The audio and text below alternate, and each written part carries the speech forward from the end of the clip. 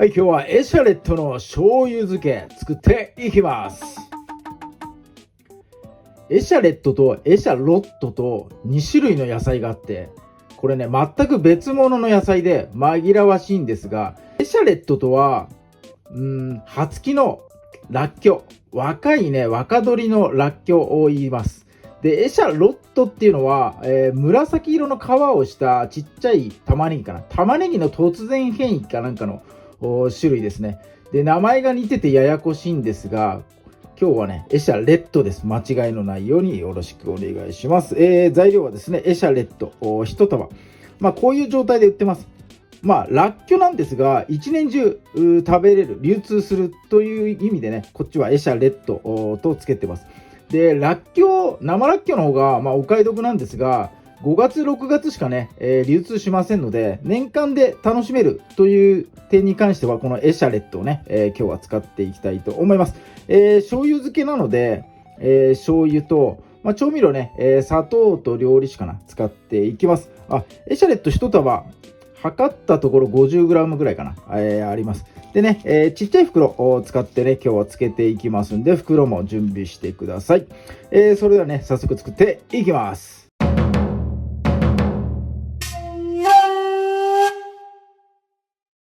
まず最初に、つけるね、タレ調合していっちゃいます。お酒です。大さじ2杯。そしてね、醤油漬けなので、お醤油の方も大さじ2杯入れてやります。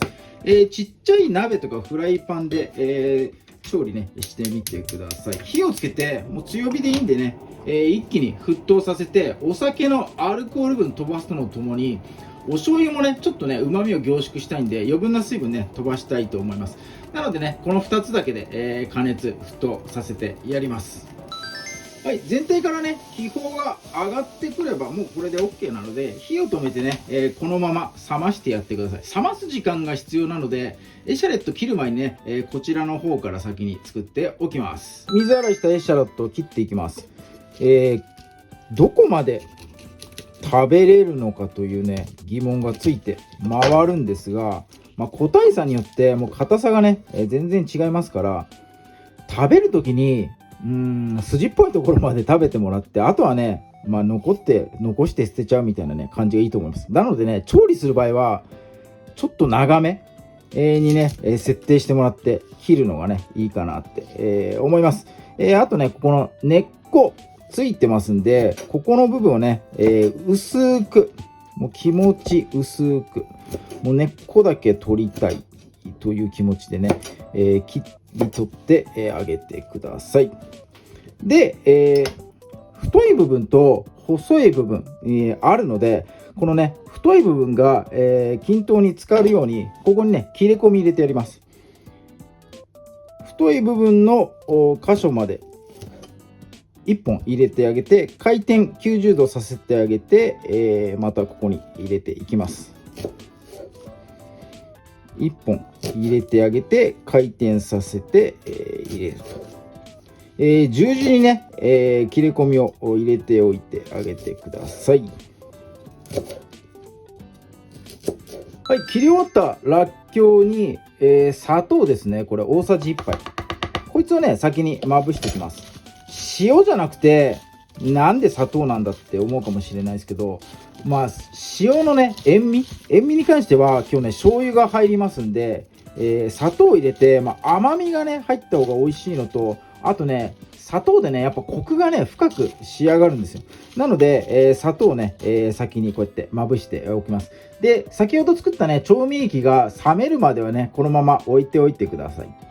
はい、ではね、袋にこの砂糖まぶししたらっきょうと残りの砂糖を入れてあげて、冷まし終わったね、調味液ここに入れていきましょう。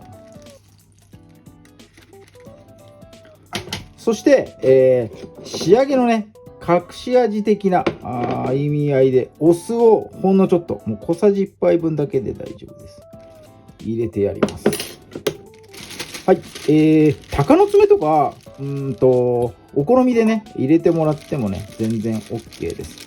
らっきょの漬物をイメージしてもらって、ピリ辛らっきょうとかありますからね、鷹の爪もかなり相性がいいと思いますんで。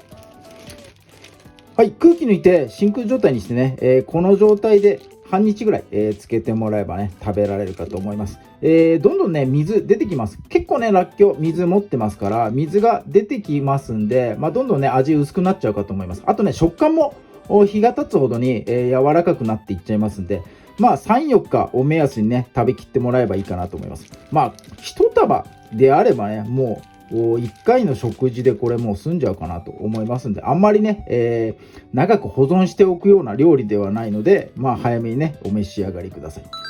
はい、半日経った状態です。もうね、つゆ切っちゃいますね。だいぶしみしみですね、これ。美味しそうな感じに漬け上がってますんでね、盛り付けて、早速ね、いただいていきましょう。よいしょ。はい。はい、ではエシャレットね、漬け上がり。手でいっちゃいますよ。このね、こっちの部分も多分ね、食べれると思うんだよな。全部いけそうな気がする。はい、じゃあね、早速いただきます。うまっ。うまい。うまい。これめっちゃうまい。このエシャの辛みとね、この醤油のこのコクというか、で砂糖のね甘みがこう追っかけてくる感じがね、すっごいうまいです。これこのね細いところもねいけると思うんで、ちょっと食べてみましょう。全然いける。うまっ。